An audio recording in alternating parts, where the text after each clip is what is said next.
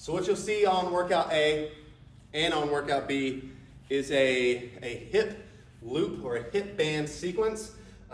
So these are great to just create a little bit of tension on the hips and the knees to just create and teach good technique and basic motor skills through some of these movement patterns. So the way that you just put this on is there's some almost like rubbery on the inside that's going to go against your legs or your shorts, your pants or whatever, and then the stitching will go more on the outside. So I'm going to loop this around right above my knees here, and I'm going to go through the sequence. I'm going to do 15 seconds of each. So the way this is going to work is I'm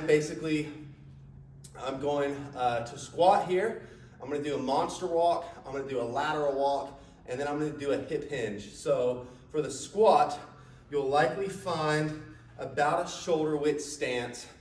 The toes, they can be forward, they can be slightly angled. Really, it's just whatever is going to feel comfortable for your athlete. If it's way out, you know, it's just going to depend. I would allow them to be comfortable.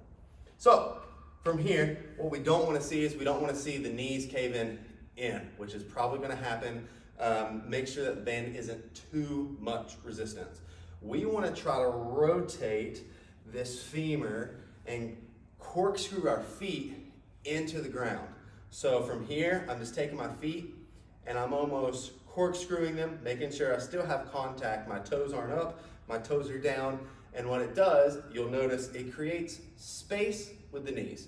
So from here, all I'm going to do is I'm going to squat. So from here, I'm creating space with the knees. I'm going to squat down. My knees are basically going to track my toes. I'm going to squat down. I'm going to stand up. I'm going to reach my arms out as a counterbalance. What it looks like from the side here is I'm just driving my knees and my legs into the band, not allowing them to cave in. So from here, my hips are basically traveling down and back. My torso angle, depending on your athlete, it might be straight up and down, it might be forwards. What we want to do is we just want to try to keep the heels on the ground for this particular drill. So from here, I'm just slowly getting down to this position and I'm standing tall. I'm squatting and I'm standing. When you take it to the monster walk, all that is we're going to keep this shoulder width position. We're going to drive my hips back slightly and I'm going to step forwards, keeping tension on the bands at all times. So if I have, if this is a 2-lane road, my right leg stays in the right lane, my left leg stays in the left lane. I'll go forwards and I'll go back. Most often what you'll want to see with your athletes is that these knees are going to want to come in and then out, come in and out, come in and out. That's not the purpose of the monster walk. We want to keep constant tension, forwards, step, step, step, and back. So from the profile view, what that looks like is my hips are back slightly. I don't have this big arch in my back, so I'm going to allow my torso to fall a little bit. I'm stepping forwards, step forwards, and I will step back, step back, step back. Then the lateral step will be more in and out, but we're not going to ever bring our feet completely together. We're not going to lose the tension on the band. Sometimes if it might just fall to your ankles. So we'll start with a wide, about shoulder width stance. We'll just take about, again, hips are back, about an inch, inch, inch, inch, inch, inch. Think about an inch, you'll be stepping a little bit more than that, right?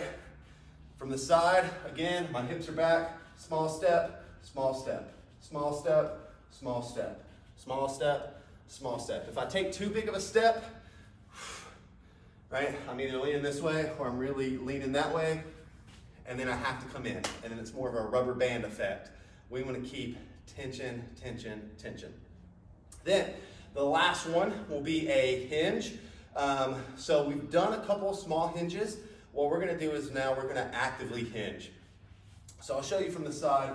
We're going to actually get our feet maybe not as wide, so we don't want to have them together. We want to have them about right underneath our hips.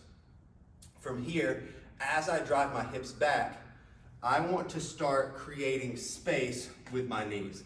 I don't want to roll out onto the outer walls of my feet so that my toes come up, but I do want to start creating space with my knees. We can reach our hand out, and then we're going to stand tall, squeeze our glutes at the top.